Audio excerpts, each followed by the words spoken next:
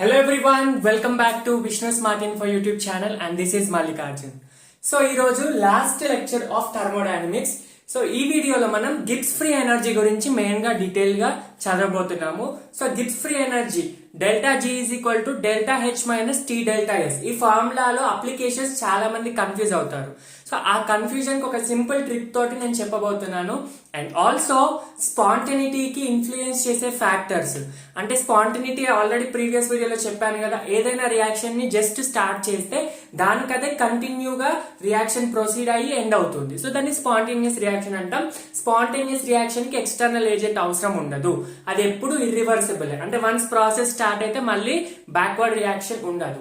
ఒకవేళ backward reaction ఉంటే external agent అవసరం పడుతుంది, అది నాన్ స్పాంటేనియస్ అవుతుంది. సో ఆ స్పాంటేనిటీని ఎఫెక్ట్ చేసే త్రీ ఫ్యాక్టర్స్, ఆ త్రీ ఫ్యాక్టర్స్ లో ఎంట్రోపీ ఒకటి, ఎగ్జోథర్మిసిటీ ఒకటి, నెక్స్ట్ గిబ్స్ ఫ్రీ ఎనర్జీ ఒకటి. ఈ మూడిట్లో గిబ్స్ ఫ్రీ ఎనర్జీ గురించి డీటెయిల్ గా ఈ వీడియోలో, అండ్ మిగతా రెండు ఫ్యాక్టర్స్ ఏవైతే ఉన్నాయో స్పాంటేనిటీ కి ఎఫెక్ట్ చేసే ఎంట్రోపీ అండ్ ఎగ్జోథర్మిసిటీ, వాటి గురించి షార్ట్ కట్ గా చదువుతాం. ఆల్రెడీ ఎంట్రోపీ ప్రీవియస్ వీడియోలో డీటెయిల్ గా చెప్పాను. సో దానికి రిలేటెడ్ గా ఇంకొన్ని పాయింట్స్ ఇక్కడ డిస్కస్ చేయబోతున్నాము. And also second law of thermodynamics ఒక 2 minutes, third law of thermodynamics ఒక 2 minutes, and free expansion of gas మీద అదొక్క పాయింట్ మిస్ అయ్యాను. సో అవన్నీ మిస్ అయిన పాయింట్స్ ఈ వీడియోలో కవర్ చేసేద్దాం. సో ఈ రోజు వీడియోలో ఫస్ట్ టాపిక్ వచ్చేసి factors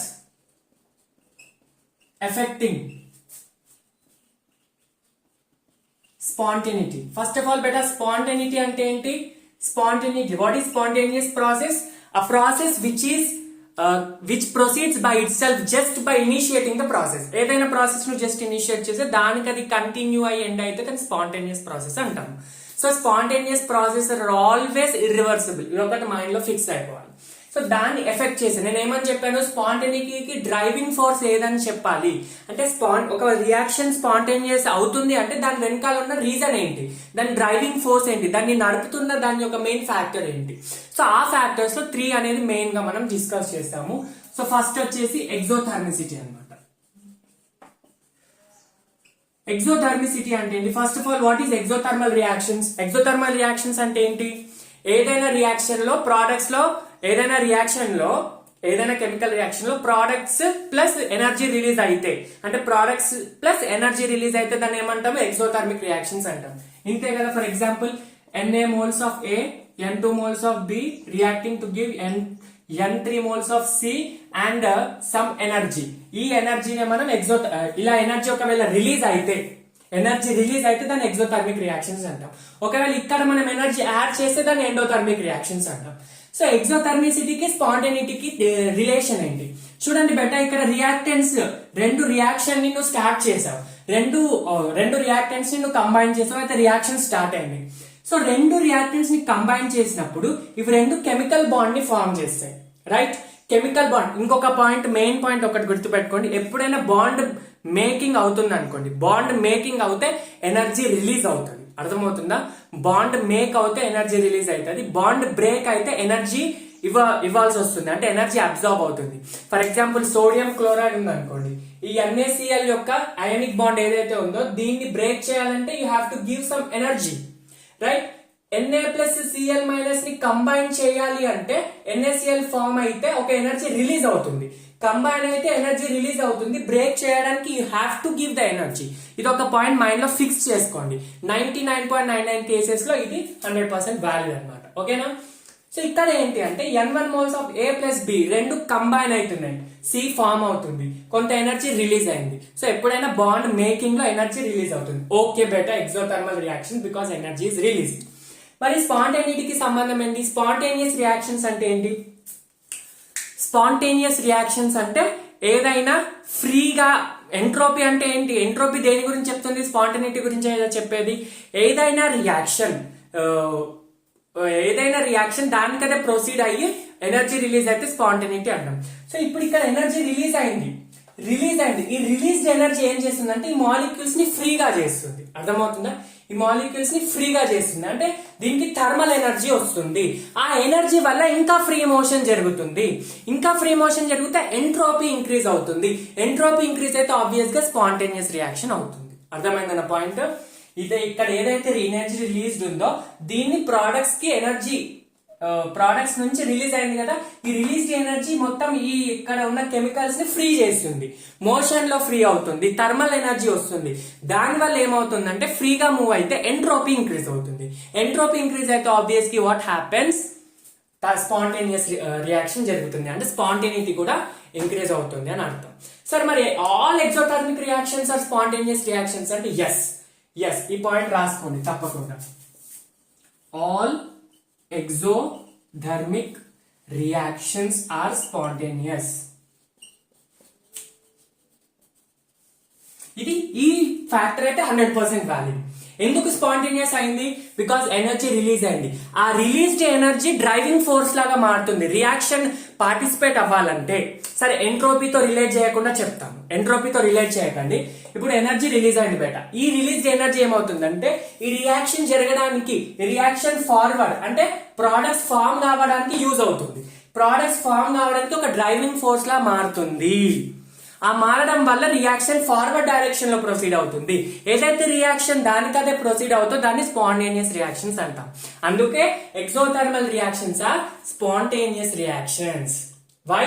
Because this energy, released energy is going to proceed the chemical reaction in forward direction. Sir, మరి endothermal reactions spontaneous అంటే no. Endothermal reactions are non-spontaneous. But most of, ఇక్కడ రాసుకోవాలి, ఇక్కడ all exothermal are spontaneous, ఇక్కడ most of endothermic are non-spontaneous. ఎందుకు non spontaneous అంటే నువ్వు reactions కి ఎనర్జీ ఇస్తున్నావు అంటే ప్రోడక్ట్స్ ఏమవుతుంది, ప్రోడక్ట్స్ కి ఎనర్జీ ఎక్కువ వస్తుంది. ప్రోడక్ట్స్ కి ఎనర్జీ ఎక్కువ వస్తే ఈ డైరెక్షన్ లో రియాక్షన్ జరగడానికి పాసిబిలిటీ ఉంది, కానీ ఈ డైరెక్షన్ లో రియాక్షన్ జరగడానికి పాసిబిలిటీ ఉండదు. కానీ ఇక్కడ అందుకే మోస్ట్ ఆఫ్ అన్నాను. కానీ but few endothermic reactions are spontaneous. కొన్ని ఎగ్జెప్షన్స్ ఉంటాయి. ఫ్యూ ఎండోథర్మిక్ రియాక్షన్స్, చాలా తక్కువ few endothermic reactions are spontaneous ఉంటాయి. ఆల్ ఎక్సోథర్మిక్ స్పాంటేనియస్లే, most of endothermic non spontaneous, but few endothermic are spontaneous. అర్థమవుతుందా? అందుకే ఎక్సోథర్మిసిటీ కూడా స్పాంటేనియస్ చెప్పడానికి 100% వ్యాలిడ్ కాదు. అర్థమవుతుందా? ఎక్సోథర్మిసిటీ అనేది అంటే ఎక్సోథర్మల్ రియాక్షన్స్ స్పాంటేనియస్ ఉంటే అప్పుడు 100% వ్యాలిడ్. ఎక్సోథర్మిక్ ప్లస్ కొన్ని ఎండోథర్మిక్ వస్తుందంటే ఇది కూడా 100% వ్యాలిడ్ కాదనే కదా. సో ఫస్ట్ ఫ్యాక్టర్ అనేది 100% వ్యాలిడ్ కాదు అని చెప్పొచ్చు. నెక్స్ట్ స్పాంటేనిటీని ఏమంటారు, స్పాంటేనిటీని ఇన్ఫ్లుయెన్స్ చేసే ఇంకొక ఫ్యాక్టర్ ఏంటి అంటే ఎంట్రోపీ. ఓకేనా? ఎంట్రోపీ అంటే ఏంటి? Amount of randomness, degree of disorderness. ఎంత డిజార్డర్ అంటే ఎంత పర్టికులర్ ఆర్డర్ లో లేకపోతే అంత ఎంట్రోపీ ఎక్కువ ఉన్నట్టు. ఎంట్రోపీ ఎక్కువ ఉంటుంటే అది స్పాంటేనియస్ రియాక్షన్ అన్నట్టు. ఎందుకు స్పాంటేనియస్? నేను ఇంతకు ముందే చెప్పా, ఎక్కువ మాలిక్యూల్స్ ఫ్రీగా ఉంటే ఎక్కువ ఎంట్రోపీ అని చెప్పా. ఎక్కువ ఎంట్రోపీ అంటే ఎక్కువ ఎనర్జీ రిలీజ్ అవుతుంది. ఆ రిలీజ్ ఎనర్జీ రియాక్షన్ ని స్పాంటేనియస్ చేయడానికి యూజ్ అవుతుంది. అంటే జనరల్ ఇక్కడ ఏం చెప్తామంటే ఎప్పుడైతే మనకి డెల్టా ఎస్ పాజిటివ్ వాల్యూ వస్తుందో, ఎంట్రోపీ పాజిటివ్ వాల్యూ వస్తే అంటే ఇంక్రీజ్ ఇన్ ఎంట్రోపీ అన్నట్టు. ఇంక్రీజ్ ఇన్ ఎంట్రోపీ ఎప్పుడైతే ఎంట్రోపీ ఇంక్రీజ్ అవుతుందో దాన్ని స్పాంటేనియస్ రియాక్షన్స్ అంటాము. ఓకేనా? డెల్టా ఎస్ పాజిటివ్ వస్తే అవి spontaneous reactions. Delta S positive వస్తే అవి పక్కాగా స్పాంటేనియస్ రియాక్షన్స్. కానీ ఇక్కడ ఇంకొక ఎగ్జెప్షన్ ఉంది. కొన్ని రియాక్షన్స్ ఇప్పుడు ఎక్సోథర్మిక్ లో 100% ఎక్సోథర్మిక్ స్పాంటేనియస్ అవుతాయి, కానీ కొన్ని ఎండోథర్మిక్ కూడా స్పాంటేనియసే కదా. అలాగే డెల్టా ఎస్ పాజిటివ్ ఉన్నాయి, స్పాంటేనియస్ అవుతాయి. దాంతో పాటు కొన్ని reactions, few reactions with delta S negative value are spontaneous. General గా డెల్టా ఎస్ నెగటివ్ వస్తే నాన్ స్పాంటేనియస్, కానీ కొన్ని రియాక్షన్స్ కి డెల్టా ఎస్ నెగటివ్ వస్తే అది స్పాంటేనియస్. ప్రాక్టికల్ గా వాల్యూ నెగటివ్ వస్తుంది, కానీ థియరటికల్ గా వాల్యూ నెగటివ్ వస్తుంది, కానీ ప్రాక్టికల్ గా అది స్పాంటేనియస్ రియాక్షన్ అని. ఎందుకు? దీనికి ఒక ఎగ్జాంపుల్ ఉంటుంది, డెల్టా ఎస్ నెగటివ్. దీనికి ఎగ్జాంపుల్ చెప్పండి. డెల్టా ఎస్ పాజిటివ్ కి ఏదైనా ఎగ్జాంపుల్ చెప్పొచ్చు. సాలిడ్ లిక్విడ్ లాగా మారింది, లేదా లిక్విడ్ గ్యాస్ లాగా మారింది. ఒక లిక్విడ్ గ్యాస్ మారితే నంబర్ ఆఫ్ మాలిక్యూల్స్ ఫ్రీ అవుతాయి, ఎంట్రోపీ ఇంక్రీజ్ అవుతుంది. So S2 minus S1, delta N2 minus N1 is equal to delta N అనేది వస్తుంది, పాజిటివ్ వస్తుంది. సో డెల్టా ఎస్ ని ఎట్లా మెజర్ చేస్తావు? డెల్టా Mg తో మెజర్ చేస్తావు అని నేను చెప్పా ఆల్రెడీ. ఓకేనా? Okay. Next delta S negative కి రియాక్షన్ కి ఎగ్జాంపుల్ ఏంటంటే రస్టింగ్ ఆఫ్ ఐరన్ రస్ట్ కావాలంటే ఐరన్ ఆక్సిజన్ తో రియాక్ట్ అవుతుంది, అప్పుడు రస్ట్ ఫామ్ అవుతుంది. రస్ట్ యొక్క ఫార్ములా ఇది Fe2O3 ferric trioxide, right. Fe2O3 అనేది రస్ట్, బ్యాలెన్స్ చేసుకోవాలంటే చేసుకోవచ్చు, నో ప్రాబ్లం. ఓకే, సో ఇక్కడ డెల్టా ఎస్ అనేది negative value. Delta S negative value. ఎందుకు నెగిటివ్? డెల్టా ఎస్ నెగిటివ్ అని ఎట్లా క్యాలిక్యులేట్ చేస్తావు చెప్పండి. డెల్టా ఎస్ క్యాలిక్యులేట్ చేయాలంటే డెల్టా ఎన్జీ క్యాలిక్యులేట్ చేయాలి. ఒక డెల్టా ఎన్జీ నెగిటివ్ వస్తే డెల్టా ఎస్ నెగిటివ్ వచ్చినట్టే. సో ప్రొడక్ట్స్ మైనస్ రియాక్టెన్స్ ఎంత? 3 + 5 7, సో -5 వస్తుంది కదా. ఓకేనా, ఇది గ్యాస్ కాదు, గ్యాసెస్ ఓన్లీ గ్యాసెస్ క్యాలిక్యులేట్ చేయాలి. సో ఇక్కడ మనకి Fe3O2 అనేది గ్యాస్ కాదు కదా, solid. So first of all ఇక్కడ సాలిడా, ఇది గ్యాస్, ఇది సాలిడ్. సో ఓన్లీ గ్యాసెస్ తీసుకోవాలి కదా, రైట్. అప్పుడు delta n g is equal to number of gaseous products minus gaseous reactants. Products లో గ్యాస్ లేదు, సాలిడే ఉంది కాబట్టి 0, మైనస్ రియాక్టెన్స్ లో 4 అనేది సాలిడ్, వదిలేసేయండి 3. సో -3 అంటే నెగిటివ్ కాబట్టి మనకి చూడండి -3. ఓకేనా, నెగిటివ్ కాబట్టి అది డెల్టా ఎస్ నెగిటివ్. కానీ రియాక్షన్ స్పాంటేనియస్ అంటే ఏంటి? రియాక్షన్ ఫార్వర్డ్ డైరెక్షన్ లో ప్రొసీడ్ అవుతుంది, Fe2O3 ఫార్మ్ అవుతుంది, నంబర్ ఆఫ్ ఐరన్ మాలిక్యూల్స్ లో ఎలక్ట్రాన్స్ రిలీజ్ అయ్యి అది స్పాంటేనియస్, ఎంట్రోపీ ఇంక్రీజ్ అవుతుంది. డెల్టా ఎస్ నెగిటివ్ వచ్చినా కూడా ఎంట్రోపీ ఏమవుతుంది ఇక్కడ ఓవరాల్ గా ఇంక్రీజ్ అవుతుంది అనమాట, అంటే స్పాంటేనియస్ రియాక్షన్ జరుగుతుంది అని అర్థం. ఓకేనా, సో ఇది అంటే ఎంట్రోపీ కూడా స్పాంటేనియస్ రియాక్షన్ ని 100% గా చెప్పలేదు, ఎగ్జోథర్మిసిటీ చెప్పలేదు, ఎంట్రోపీ చెప్పలేదు. సో ఈ రెండు ఫ్యాక్టర్స్ కూడా 100% స్పాంటేనియస్ కాదా అని చెప్పట్లేదు. అంటే నువ్వు ఇట్లా చెప్పొచ్చు, ఎగ్జోథర్మిక్ రియాక్షన్స్ వస్తే స్పాంటేనియస్ అని చెప్పొచ్చు, కానీ ఇది 100% వ్యాలిడ్ కాదే. ఎందుకంటే ఎండోథర్మిక్ కూడా కొన్ని స్పాంటేనియస్ ఉన్నాయి. డెల్టా ఎస్ పాజిటివ్ వస్తే స్పాంటేనియస్ అని చెప్పొచ్చు, కానీ కొన్ని రియాక్షన్స్ కి డెల్టా ఎస్ నెగిటివ్ వచ్చినా అది స్పాంటేనియస్. అంటే ఇవి రెండు 100% వ్యాలిడ్ కాదు. వ్యాలిడ్ కానప్పుడు థర్డ్ ఫ్యాక్టర్, గిబ్స్ అనే సైంటిస్ట్ థర్డ్ ఫ్యాక్టర్ ని ఇంట్రొడ్యూస్ చేశారు. దాన్నే గిబ్స్ ఫ్రీ ఎనర్జీ అంటాం.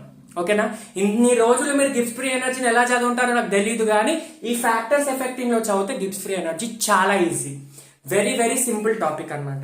ఓకేనా, ఇక్కడ ఇంకొక పాయింట్, ఎంట్రోపీకి సంబంధించిన ఒక పాయింట్ మిస్ అయ్యాను ప్రీవియస్ వీడియోలో. ఎంట్రోపీ అనేది ఓన్లీ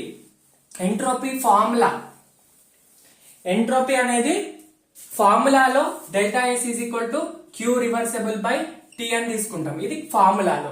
కానీ స్పాంటేనియస్ రియాక్షన్ జరగాలంటే అది ఎప్పుడు కూడా ఇర్రివర్సిబుల్ ప్రాసెస్ అయి ఉండాలి కదా. స్పాంటేనియస్ అంటే ఎప్పుడు కూడా irreversible process. So delta s universe is equal to delta S system plus delta yes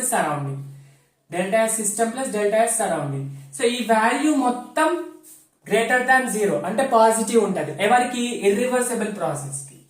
ఎందుకంటే స్పాంటేనియస్ ప్రాసెస్ అన్ని కూడా ఇర్రివర్సిబుల్ అయి ఉంటుంది.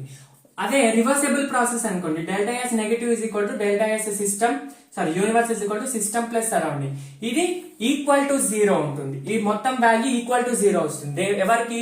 రివర్సిబుల్ ప్రాసెస్ కి. ఈ రెండు పాయింట్స్ ఇంపార్టెంట్. ఇర్రివర్సిబుల్ కి అయితే పాజిటివే, అంటే యూనివర్స్ ఇది ఇర్రివర్సిబుల్ ప్రాసెస్ లో ఎక్కడైనా పాజిటివ్ వస్తుంది.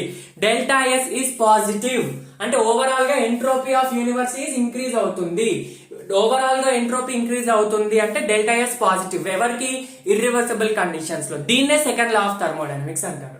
సెకండ్ లా ఆఫ్ థర్మోడైనమిక్స్ అంటే ఏం లేదు, delta S value for universe irreversible process కి ఓవరాల్ గా ఇంక్రీజ్ అయి ఉంటుంది. అంటే గ్రేటర్ దాన్ 0 అంటే పాజిటివ్ కదా, that is nothing but second law of thermodynamics. Third law of thermodynamics అంటే ఏంటి? Entropy change for pure crystalline substance is 0. Third law of thermodynamics అంటే ఏం లేదు. సెకండ్ లా అంటే ఏంటి? మొత్తం యూనివర్స్ యొక్క ఎంట్రోపీ పాజిటివ్ వస్తుంది. ఎవరికి? ఇర్రివర్సిబుల్ ప్రాసెస్ కి. నెక్స్ట్ థర్డ్ లా ఏం చెప్తుందంటే, సెకండ్ లా ఇది థర్డ్ లా ఏం చెప్తుందంటే delta s for pure crystalline substance. Crystalline అంటే ఏంటి? మాలిక్యూల్స్ అన్ని సాలిడ్ అయి ఉంటుంది. ఫస్ట్ ఆఫ్ ఆల్ అది సాలిడ్ అయి ఉంటుంది. క్రిస్టలైన్ అంటే లిక్విడ్ కాదు, సాలిడ్ లో 2 ఉంటాయి, crystalline, amorphous. So crystalline, amorphous లో ప్యూర్ క్రిస్టలైన్ సబ్స్టెన్స్ అంటే మాలిక్యూల్స్ చాలా దగ్గరగా ఉంటాయి. దగ్గరగా ఉంటే దాని ఎంట్రోపీ చాలా తక్కువగా ఉంటుంది.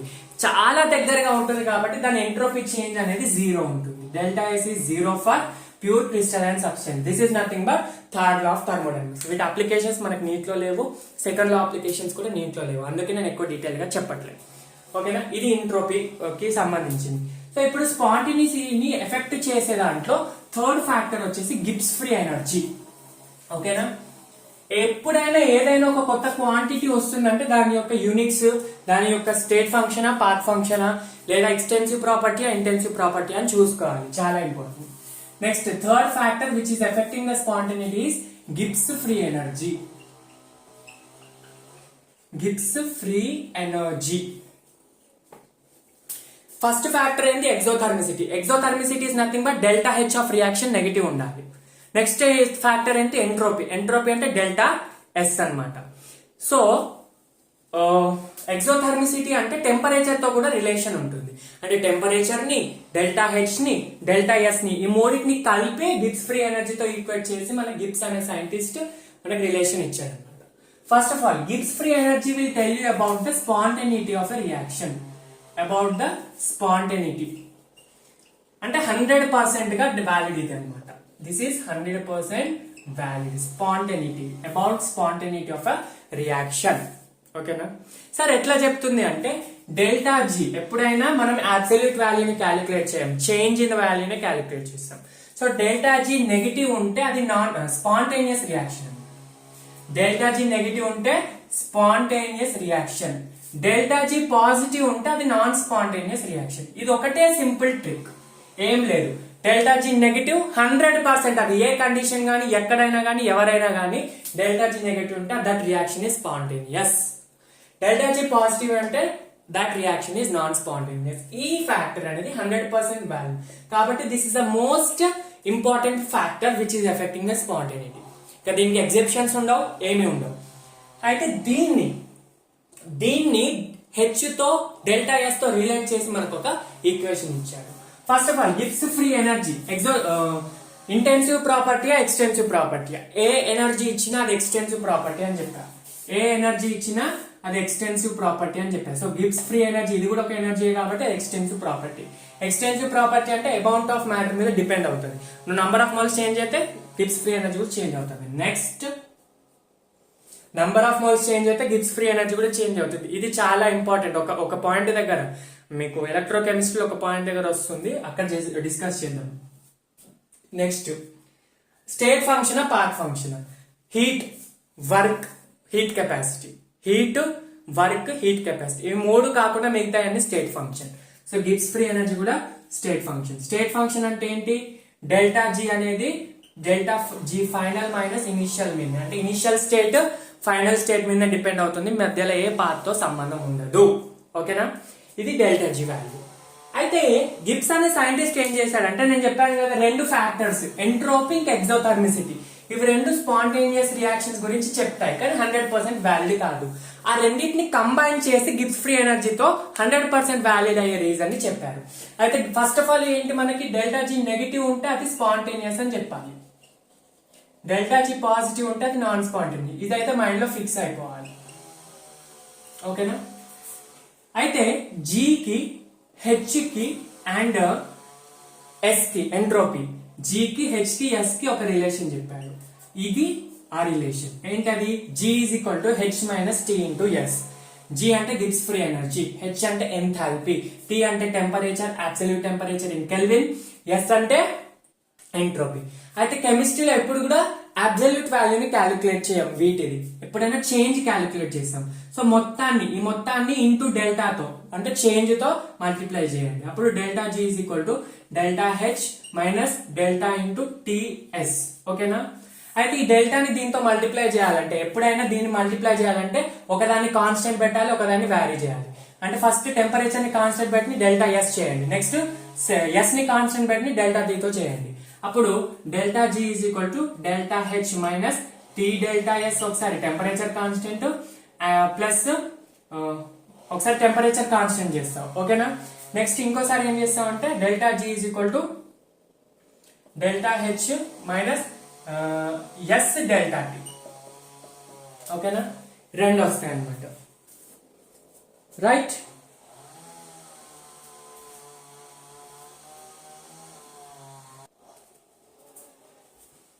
అంటే దీన్నే ఇక్కడ రాసుకోవాలి, T delta S minus delta S into S into delta. ఓకేనా? ఇది మెయిన్ రియాక్షన్, ఎక్కడైనా వ్యాలిడ్ అవుతుంది, మెయిన్ రిలేషన్. కానీ నేను ఏమని చెప్పాను, కెమిస్ట్రీలో జరిగే కెమికల్ రియాక్షన్స్ మాక్సిమం 99% అన్ని కూడా constant pressure and constant temperature దగ్గర జరుగుతాయి. ఎక్కడెక్కడ? Constant pressure and constant temperature దగ్గర జరుగుతాయి. సో కాన్స్టెంట్ టెంపరేచర్ అంటే delta T is equal to 0 కదా. సో రియాక్షన్స్ అన్ని కాన్స్టెంట్ టెంపరేచర్ కాబట్టి at constant temperature delta T 0. అప్పుడు డెల్టా టీ 0 అయితే ఇది మొత్తం 0 అవుతుంది, అంటే ఈ వాల్యూ నెగ్లెక్ట్ అవుతుంది. అయితే మనకి మెయిన్ రిలేషన్ ఏంటి? Delta G is equal to delta H minus T delta S. ఇది చాలా చాలా చాలా చాలా చాలా ఇంపార్టెంట్. మనం సిస్టమ్ కి క్యాలిక్యులేట్ చేస్తాం, ఒక పర్టికులర్ సిస్టమ్ కి క్యాలిక్యులేట్ చేస్తాం కాబట్టి delta S system, delta H of system plus T delta S of system అన్నమాట. ఇట్లా రాసుకోవాలి రాసుకునేటప్పుడు. Temperature obviously of system. ఓకేనా? ఈ కింది రియాక్షన్ అనేది 100% వ్యాలిడ్, పై రియాక్షన్ 100% వ్యాలిడ్, కిందిది చాలా ఇంపార్టెంట్. ఓకేనా? Delta G is equal to delta H minus T delta S చాలా చాలా ఇంపార్టెంట్ అయిన రియాక్షన్, రైట్?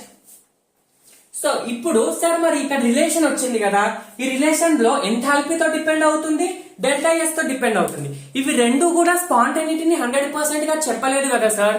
మరి ఇది ఎందుకు రిలేట్ చేశారంటే వాడు ఏమన్నాడు? డెల్టా జీ నెగిటివ్ ఉంటే స్పాంటేనియస్ అన్నాడు, పాజిటివ్ ఉంటే నాన్ స్పాంటేనియస్ అన్నాడు. అంటే ఈ రెండిట్లో కొన్ని కండిషన్స్ లో డెల్టా జీ నెగిటివ్ ఉంటుంది, ఈ రెండింటితో రిలేషన్ లో కొన్ని కండిషన్స్ లో పాజిటివ్ ఉంటుంది.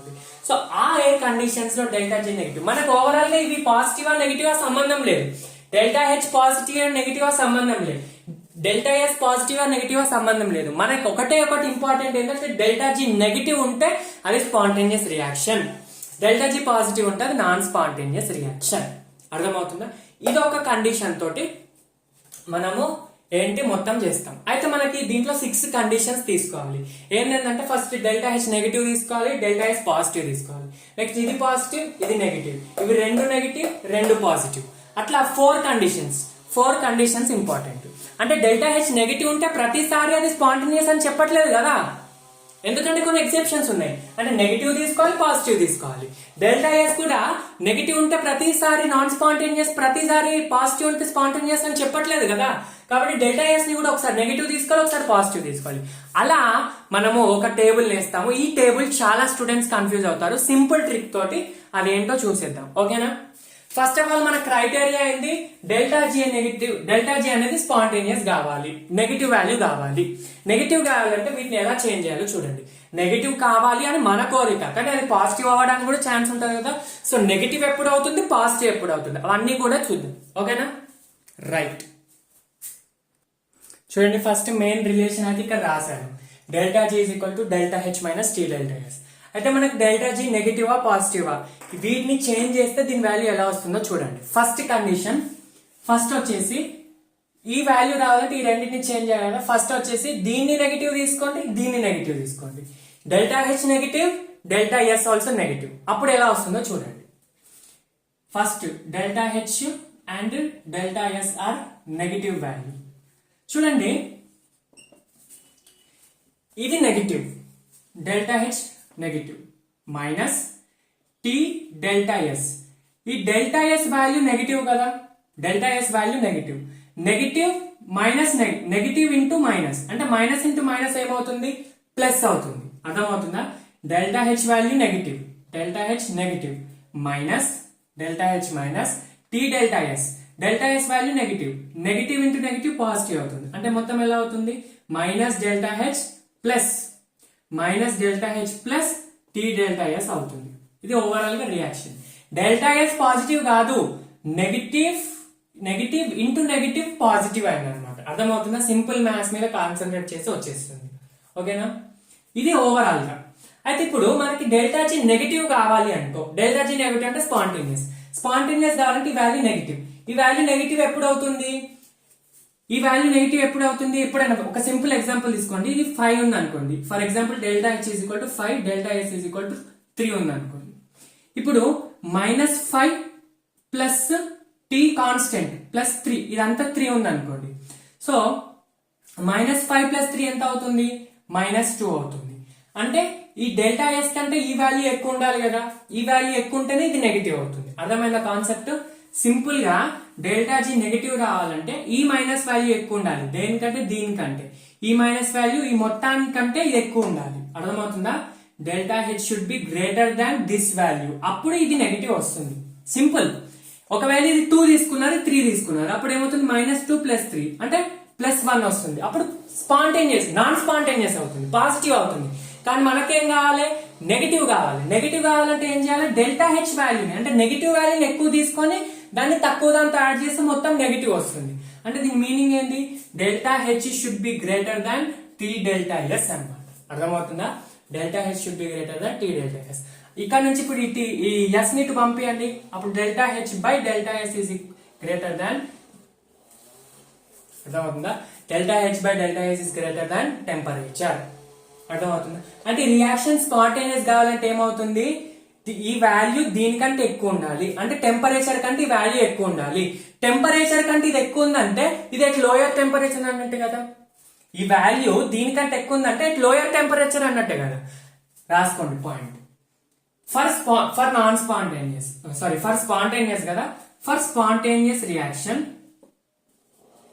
If delta H negative, delta S negative, అప్పుడు డెల్టా జి నెగిటివ్ రావాలి అంటే delta H by delta S greater than temperature అయి ఉండాలి. అంటే at lower temperature delta G negative అంటే స్పాంటేనియస్ రియాక్షన్ అవుతుంది. ఒకవేళ ఈ వాల్యూ ఎక్కువ ఉంది అనుకో, దీనికంటే ఈ వాల్యూ ఎక్కువ ఉంది అనుకో, అప్పుడు ఏమవుతుంది?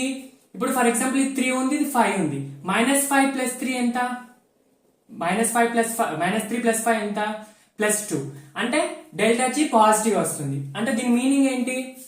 If same delta H negative, delta S negative, if delta H is less than T delta S, కింద రాస్తున్నాను చూడండి. If delta H is less than T delta S, అప్పుడు ఏమవుతుంది? మనకి డెల్టా జి పాజిటివ్ వస్తుంది. పాజిటివ్ వస్తే నాన్ స్పాంటేనియస్. నాన్ స్పాంటేనియస్ అంటే ఈ డెల్టా ఎస్ ని పంపియండి. డెల్టా ఎస్ ని పంపిస్తే delta H by delta yes is greater than temperature, అంటే హెట్ హై టెంపరేచర్ అని చెప్పొచ్చు. అర్థమవుతుందా? Simple condition. ఓకేనా? ఫస్ట్ ఏంది? Delta H negative, delta S negative. ఇప్పుడు నెక్స్ట్ రెండింటిని పాజిటివ్ తీసుకుందాం. ఒకసారి నెగిటివ్ తీసుకున్నాం, ఇప్పుడు రెండింటిని పాజిటివ్ తీసుకుందాం.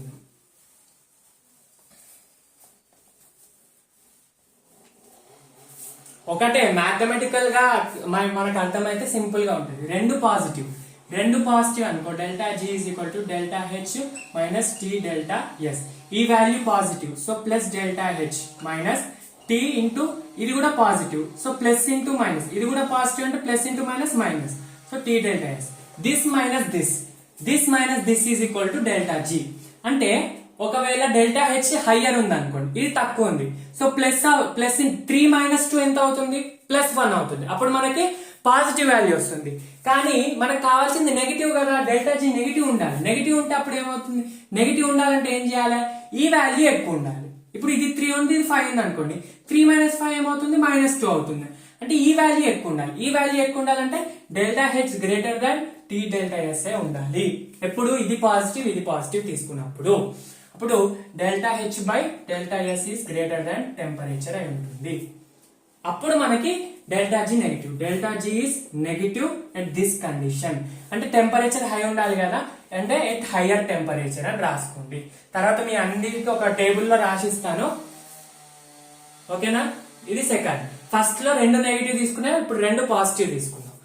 ఒకవేళ అంటే ప్రతిసారి ఇది వాల్యూ ఎక్కువ ఉండాలని లేదు కదా. ఒకవేళ ఈ వాల్యూ ఎక్కువ ఉంది అనుకోండి, if delta H is greater than T delta S అనుకోండి, అప్పుడు delta H by delta S is greater than temperature. అప్పుడు ఏమవుతుంది? ఈ వాల్యూ ఎక్కువ ఉంది, ఇది తక్కువ ఉంది, అంటే మనకు పాజిటివ్ వస్తుంది. అప్పుడు డెల్టా జి అనేది పాజిటివ్ వస్తుంది. పాజిటివ్ అంటే non spontaneous at lower temperature. Temperature తక్కువ ఉంది కదా దీనికంటే, సో లోయర్ టెంపరేచర్ అని రాసుకోవాలి. ఓకేనా? ఇదేంటి? Delta H positive, delta S కూడా పాజిటివ్. ఇప్పుడు థర్డ్ కండిషన్ ఏంటంటే రెండు నెగిటివ్ అయిపోయింది, 2 పాజిటివ్ అయిపోయింది. ఇప్పుడు delta H negative, delta S positive తీసుకోండి. ఇప్పుడు delta H negative and delta S positive. Delta H negative అంటే minus delta H minus of T plus delta S, అంటే మైనస్ ఇంటూ ప్లస్ ఎంత? మైనస్ అవుతుంది. మొత్తం delta H minus T delta S. అర్థమవుతుందా? Minus delta H minus T delta S minus delta H minus T days minus minus ఇది 5 ఉంది ఇది 3 ఉంది -5 -3 -8 లేదా ఇది 3 ఉంది ఇది 5 ఉంది -3 -5 -8 అంటే ఇది ఎక్కువ ఉంది ఇది తక్కువ ఉన్నా ఇది తక్కువ ఉంది ఇది ఎక్కువ ఉన్నా మనకి నెగిటివ్ వాల్యూనే వస్తుంది అంటే మీనింగ్ ఏంది డెల్టా హెచ్ నెగిటివ్ ఉండి డెల్టా హెచ్ పాజిటివ్ ఉంటే అది ఆబ్వియస్ గా డెల్టా హెచ్ నెగిటివ్ ఉండి డెల్టా హెచ్ పాజిటివ్ ఉంటే అది ఆబ్వియస్ గా నాన్ స్పాంటేనియస్ రియాక్షన్ అవుతుంది so if delta H is negative delta H is positive then delta G is negative always ఇక్కడ లో టెంపరేచర్ హై టెంపరేచర్ అని ఏమి ఉండదు సో సింపుల్ అన్నమాట ఓకేనా నెక్స్ట్ ఇది థర్డ్ కండిషన్ ఫోర్త్ కండిషన్ చూడండి ఇప్పుడు డెల్టా హెచ్ పాజిటివ్ తీసుకోండి ఇది థర్డ్ కండిషన్ కదా రైట్ ఓకే రాసుకున్నారా నెక్స్ట్ ఫోర్త్ కండిషన్ చూడండి ఫోర్త్ కండిషన్ ఇప్పుడు delta S positive delta S negative positive అంటే ప్లస్ సో ఇది negative negative into negative negative into negative positive అవుతుంది సో డెల్టా హెచ్ పాజిటివ్ ఇది పాజిటివ్ అంటే రెండింటిని యాడ్ చేస్తున్నాం పాజిటివ్ వాల్యూని పాజిటివ్ వాల్యూతో యాడ్ చేస్తున్నాం అంటే 3 + 5 8 లేదా 5 + 3 8 ఎట్లా చేసినా +8 వస్తుంది అంటే ఇది ఎక్కువన్నా తక్కువన్నా ఇది తక్కువన్నా ఇది ఎక్కువన్నా మనకి ఈ delta H negative sorry delta H positive ఉండాలి డెల్టా ఎస్ నెగిటివ్ ఉండాలి అయితే అప్పుడు ఎప్పుడైనా కూడా మనకి ఏమవుతుంది డెల్టా జీ అనేది పాజిటివ్ నే వస్తుంది ఎప్పుడు if delta h is positive and delta s value is negative then delta g is always positive అంటే non spontaneous always non spontaneous అర్థమవుతుందా ఇది కాన్సెప్చువల్ గా అర్థం చేసుకోవాలి సో ఇదంతా మీకు కన్ఫ్యూజ్ అవుతే సింపుల్ టేబులర్ ఫార్మాట్ లో రాసిస్తాం ఓకేనా ఈ టేబులర్ ఫార్మాట్ ఇప్పుడు మీరు ఇంతకు ముందు ఎక్స్ప్లెనేషన్ చూడకుండా డైరెక్ట్ టేబుల్ చూస్తే చాలా కన్ఫ్యూజ్ అవుతారు సో ఫస్ట్ ఎక్స్ప్లెయిన్ చేశాను అందుకే టేబుల్ ఫస్ట్ కండిషన్ ఏంటి ఫస్ట్ ఏంటి రెండు నెగిటివ్ తీసుకున్నాం కదా సో ఇది నెగిటివ్ ఇది నెగిటివ్ రెండు వాల్యూస్ నెగిటివ్ తీసుకున్నాం అప్పుడు delta G negative first negative వస్తుంది ఎప్పుడు నెగిటివ్ వస్తే అది స్పాంటేనియస్ అవుతుంది ఎప్పుడు delta S delta H negative delta S negative negative negative delta G negative రావాలంటే at low temperature spontaneous at low temperature ఓకేనా సెకండ్ కండిషన్ ఇది నెగిటివ్ కానీ డెల్టా జీ పాజిటివ్ వచ్చింది అది నాన్ స్పాంటేనియస్ ఎప్పుడైంది ఎట్ హై టెంపరేచర్ ఇది అర్థం కాకపోతే ఒక 5 minutes బ్యాక్ చూడండి ఈ రెండింటి కండిషన్స్ చెప్పాను కదా అక్కడ చూస్తే అర్థమైపోతుంది థర్డ్ ఏంటి రెండు పాజిటివ్ తీసుకుందాం రెండు పాజిటివ్ తీసుకుంటే డెల్టా జీ నెగిటివ్ ఎప్పుడు వస్తుంది నెగిటివ్ అంటే spontaneous at high temperature positive negative spontaneous at high temperature next positive ఈ వాల్యూ ఒకవేళ పాజిటివ్ వస్తే అది non spontaneous at low temperature అవుతుంది ఓకేనా next fifth condition sixth condition simple ఉంటాయి first delta H negative delta S positive అప్పుడు delta G negative always negative so always spontaneous అంటే low temperature high temperature కాదు always condition is always next sixth delta H positive delta S negative అప్పుడు ఇది positive అంటే non spontaneous ఎప్పుడు always ఇంకా దీనికి conditions ఉండవు సో ఇదొక టేబుల్ మీరు గుర్తుపెట్టుకుంటే చాలా సింపుల్ అన్నమాట ఇది గిబ్స్ ఫ్రీ ఎనర్జీలో 99% ఇంపార్టెంట్ 100% ఇంపార్టెంట్ డిస్కషన్ ఇక్కడ తోటి 90% గిబ్స్ ఫ్రీ ఎనర్జీ అయిపోయింది ఇంకొక చిన్న పాయింట్ ఉంది గిబ్స్ ఫ్రీ ఎనర్జీ గురించి అది చెప్పేసి వీడియో క్లోజ్ చేసేది ఓకేనా సో ఈ టేబుల్ అయితే మీరు అర్థం కాకపోతే 2 నుంచి 3 సార్లు వినండి ఈజీ మీ చేతుల మీద ఉండిపోతుంది simple this concept will be on your finger tips if you understand it conceptually just table గుర్తుపెట్టుకుంటా అంటే వేస్ట్ ఓకేనా delta G of chemical reaction ఇది చెప్పే కన్నా ముందు ఎట్ ఎస్టిపి అంటే standard temperature and pressure at STP standard condition దగ్గర delta జీనే డెల్టా జీ నాట్ అంటాం దీన్ని ఏమంటాం స్టాండర్డ్ గిబ్స్ ఫ్రీ ఎనర్జీ అది ఇంతకుముందు చెప్పాను కదా standard enthalpy of formation for natural cell substance Cl2 gas అయితే 0 హైడ్రోజన్ గ్యాస్ అయితే 0 O2 గ్యాస్ అయితే 0 బ్రోమిన్ లిక్విడ్ అయితే 0 అయోడిన్ సాలిడ్ అయితే 0 అయోడిన్ లిక్విడ్ అయితే నాట్ ఈక్వల్ టు 0 ఎందుకు అది న్యాచురల్ స్టేట్ కాదు అలాగే డెల్టా జీ నాట్ కూడా న్యాచురల్ స్టేట్ ఉన్న వాటన్నిటికీ 0 అవుతుంది ఈ పాయింట్ రాసుకోండి delta G naught for natural state of elements is equal to 0. ఓకేనా, ఈ పాయింట్ రాసుకోండి. Delta G naught is nothing but delta G value at STP, standard temperature and pressure condition. So delta G of chemical reaction ఇది ఎక్కువ ఇప్పుడు important కాదు, chemical equilibrium లో దీన్ని చాలా డీటెయిల్ గా చెప్తాం. ఇప్పుడు జస్ట్ ఫార్ములా గుర్తుపెట్టుకోండి. ఒకవేళ క్వశ్చన్స్ వచ్చినా ఈక్విలిబ్రియం కాన్స్టెంట్ మీద మీరు వదిలేయండి, ఈక్విలిబ్రియం చాప్టర్ చెప్పినాక చేయండి. లేదా మీకు ఆల్రెడీ తెలిసి ఉంటే, నాలెడ్జ్ ఉంటే ఈక్విలిబ్రియం కాన్స్టెంట్ మీద చేసేయండి, no problem. So delta G negative of chemical reaction. Chemical reaction తీసుకోండి. A plus B, N1 moles of A plus N2 moles of B is converted to N3 moles of C plus N4 moles of D. ఇది ఒక chemical reaction. So ఇది అనేది equal forward reaction, backward reaction. ఒకవేళ equilibrium establish అయితే, equilibrium అంటే ఏంటి? Rate of forward reaction is equal to rate of backward reaction. So దీని గురించి డీటెయిల్ గా ఒక చాప్టరే ఉంది, వరీ అవ్వద్దు. అయితే ఒకవేళ ఈక్విలిబ్రియం ఎస్టాబ్లిష్ అయితే, at equilibrium delta G is equal to 0. Delta G is equal to 0 at equilibrium. Okay na? At normal condition అయితే, at normal condition ఈక్విలిబ్రియం కాకుండా కండిషన్ లో మనకు ఒక రిలేషన్ ఉంటుంది. ఏంటి ఆ రిలేషన్ అంటే, ఫస్ట్ ఆఫ్ ఆల్ ఆ రిలేషన్ చెప్పే కంటే ముందు దీని యొక్క ఈక్విలిబ్రియం కాన్స్టెంట్ క్యాలిక్యులేట్ చేయాలి. At equilibrium constant K is equal to concentration of products by concentration of reactants. పైన products concentration, కింద reactants concentration వేసేస్తే దాని ఈక్విలిబ్రియం కాన్స్టెంట్ అంటాం, ఎట్ ఈక్విలిబ్రియం. ఓకేనా? అదే నార్మల్ కండిషన్స్ లో అయితే దాన్ని Q అంటాం. ఈక్విలిబ్రియం ఉండాలి అని కండిషన్ లేకపోతే దాన్ని Q అంటాం. ఒకవేళ ఈక్విలిబ్రియం అయితే దాన్ని K అంటాం. So K is equal to Q at equilibrium. దీని గురించి వరీ అవ్వద్దు, చాప్టరే ఉంది సపరేట్ గా, అవసరం లేదు ఇప్పుడు మీరు వరీ అవ్వాల్సింది. అట్ నార్మల్ కండిషన్స్ లో అయితే delta G is equal to delta G naught plus RT ln Q. అర్థమవుతుందా? Delta G is equal to delta G naught plus RT ln Q. ఈ రిలేషన్ ఎలా వచ్చింది ఏంటి అనేది మనకి ఇక్కడ డీటెయిల్ గా ఇవ్వలేదు, ఎన్సీఆర్టీ లో కూడా ఇవ్వలేదు, కెమికల్ ఈక్విలిబ్రియం చాప్టర్ లో ఇచ్చారు.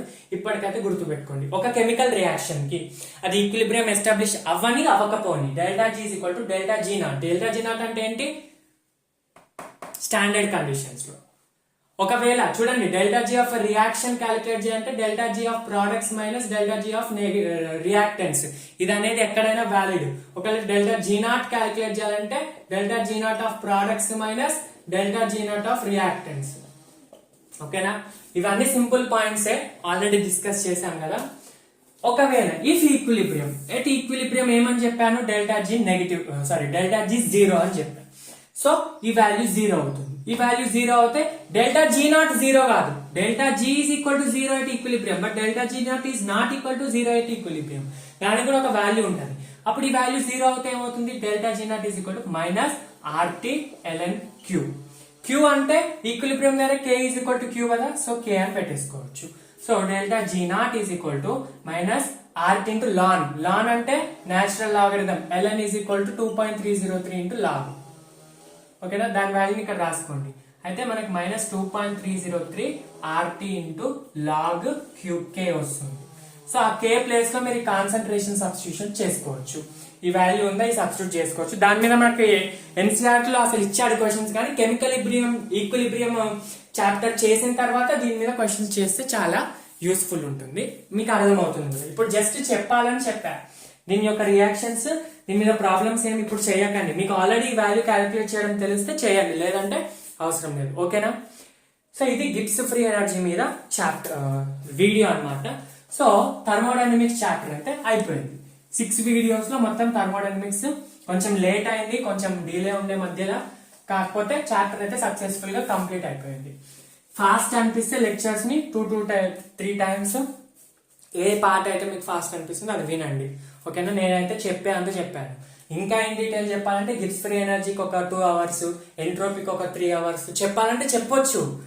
డిఫరెంట్ మెటీరియల్స్ రిఫర్ చేసి నేను చెప్పొచ్చు, కానీ మీకు అంత అవసరం లేదు. ఇప్పుడు నీట్ కి ఏదైతే examination point of view important అదే కవర్ చేశా. And next 1 short video previous year questions. అయితే ఈసారి ఏం చేస్తున్నానంటే ఫస్ట్ ప్రీవియస్ ఇయర్ క్వశ్చన్స్ చేయిస్తా. తర్వాత వన్ షాట్ వీడియో రిలీజ్ చేస్తాను. ఎందుకంటే ఇప్పటికే క్వశ్చన్స్ కొన్ని వీడియోలో చేయించలేదు కాబట్టి ఫస్ట్ ప్రీవియస్ ఇయర్ క్వశ్చన్స్ చెప్దామని అనుకుంటున్నాను. సో తర్వాత వన్ షాట్ రిలీజ్ చేస్తాను కదా, అక్కడ మీరు చాలా డీటెయిల్ గా ఈ చాప్టర్ ఈ వీడియోస్ అన్ని మీరు కన్సన్ట్రేటెడ్ గా వినకపోయినా వన్ షాట్ వీడియోని వినండి. ఎందుకంటే దాని ఓవరాల్ నాలెడ్జ్ అనేది ఆ చాప్టర్ యొక్క గ్రిప్ వచ్చేస్తుంది వన్ షాట్ లో. ఓకేనా. ఇంకొక చిన్న పాయింట్ ఏంటంటే ఫ్రీ ఎక్స్పాన్షన్ ప్రాసెస్, ఐసోథర్మల్, ఐడియాబెటిక్, అలాగే సైక్లిక్, ఐసోకోరిక్, ఐసోబారిక్ లాగానే ఒక ప్రాసెస్ ఉంటుంది ఫ్రీ ఎక్స్పాన్షన్. సో జనరల్ గా ఐసోథర్మల్ ఫ్రీ ఎక్స్పాన్షన్ అంటాం దీన్ని. అంటే ఐసోథర్మల్ కండిషన్స్ లో జరుగుతుంది ఫ్రీ ఎక్స్పాన్షన్. ఎక్స్పాన్షన్ అంటే ఏంటి? గ్యాస్ ఎక్స్పాండ్ అవుతుంది. ఈ పాయింట్ ఫస్ట్ వర్క్ దగ్గరనే చెప్పాలి, నేను మర్చిపోయాను. సో ఏమవుతుంది? గ్యాస్ ఎక్స్పాండ్ అవుతుంది. ఎక్స్పాండ్ అవుతుంది అంటే వర్క్ డన్ ఆన్ ద సిస్టమా, బై ద సిస్టమా? సిస్టమ్ వర్క్ చేస్తుంది అనమాట. ఇది ఒక కంటైనర్ లో గ్యాస్ ఫిల్ అయి ఉంది. సో సిస్టమ్ వర్క్ చేస్తుంది. System is doing work. External pressure P external ఉంటే దాన్ని ఎక్స్పాన్షన్ అంటాం. కానీ ఫ్రీ అంటే మీనింగ్ ఏంటంటే ఎక్స్టర్నల్ ప్రెషర్ జీరో. అంటే ఫ్రీ అంటే మీనింగ్ అదే, పి ఎక్స్టర్నల్ ప్రెషర్ లేకపోతే దాన్ని ఫ్రీ అంటాం. ఒకవేళ ఎక్స్టర్నల్ ప్రెషర్ ఉంటే నార్మల్ ఎక్స్పాన్షన్. ఫ్రీ ఎక్స్పాన్షన్ అంటే ఎక్స్టర్నల్ ప్రెషర్ జీరో. ఇప్పుడు వర్క్ డన్ ఎంత అవుతుంది చెప్పండి? వర్క్ డన్ కి ఫార్ములా ఏంది? Minus P external into change in the volume. So P external value zero అయితే వర్క్ డన్ కూడా జీరోనే అవుతుంది. So work done is zero for free expansion. ఓకేనా. ఒకవేళ అది ఐసోథర్మల్ ఫ్రీ ఎక్స్పాన్షన్ అనుకోండి, అప్పుడు delta U is equal to W plus Q కదా ఫస్ట్ లా ప్రకారం. సో ఐసోథర్మల్ ప్రాసెస్ కి డెల్టా యూ ఈజ్ జీరో, ఎందుకంటే temperature constant. Internal energy direct temperature మీద డిపెండ్ అవుతుంది. టెంపరేచర్ కాన్స్టెంట్ ఉంటే internal energy constant. So delta U zero. So zero ఉంటే work done plus Q అవుతుంది. So work done is equal to minus Q. So work done zero అయితే Q కూడా జీరోనే కదా. Work done is equal to minus Q. Work done zero. So Q is work done Q తో equal అయితే Q కూడా zero అవుతుంది. అంటే isothermal process లో W zero, delta U zero, Q is equal to zero. Q zero అయితే enthalpy కూడా జీరోనే ఉంటుంది. ఇంకా అవన్నీ అవసరం లేదు. సో ఈ మెయిన్ పాయింట్, ఇది ఒక పాయింట్ డిస్కస్ చేయడం మర్చిపోయారు. So this is the thermodynamics chapter. So we have successfully completed the thermodynamics chapter. So next chapter 8 చెప్పాలి, ఆర్గానిక్ చెప్పాలా. ఎందుకంటే చాలా మంది ఆర్గానిక్ కింద కామెంట్స్ లో పెడుతున్నారు, లేదా కెమికల్ బాండింగ్ చెప్పాలా బికాస్ హై వెయిటేజ్ అంటున్నారు, లేదా ఫిజికల్ తోటే కంటిన్యూ చేయాలా, నాకు అర్థం కావట్లేదు. సో కొంత టైం తీసుకొని అయినా దాని లోపు మీరు one shot previous year questions చూసేయండి. సో కొంత టైం తీసుకొని అయినా I will be deciding which chapter to teach next. అయితే వెయిటేజా లేదా ఆర్గానిక్ అయితే ఓన్లీ ఆర్గానిక్ చెప్పడం కష్టమే. ఎందుకంటే ఆర్గానిక్ చెప్పుకుంటూ వెళ్తే ఫిజికల్ లేట్ గా కష్టం అవుతుంది. అంటే ఆర్గానిక్ ఒక గట్టిగా ప్రయత్నిస్తే 1.5 months అయిపోతుంది మొత్తం. ఎందుకంటే దాంట్లో జీఓసి పర్ఫెక్ట్ ఉంటే చాలు. కాకపోతే ఫిజికల్ అలా కాదు కదా, ప్రతి ఒక్క చాప్టర్ డీటెయిల్ గా చెప్పాలి. సో నేనేమనుకున్నా అంటే ఒక చాప్టర్ ఫిజికల్, ఒక చాప్టర్ ఆర్గానిక్. ఇన్ఆర్గానిక్ క్లాస్ లో చేశాను, నో ప్రాబ్లం. సో ఒక చాప్టర్ ఫిజికల్, ఒక చాప్టర్ ఆర్గానిక్ చెప్దామని అనుకున్నాను. Will discuss with the channel owner and I'll be telling you. Okay na? So this is the video of thermodynamics. Thank you so much for watching the video till the end, and we'll be having questions in the next video, previous year questions, and also some important questions, and also one short video on thermodynamics. After 2 videos you will be having the new chapter. I'll be telling you what is the new chapter in the Telegram. Okay, thank you so much for watching the video. Have a nice day.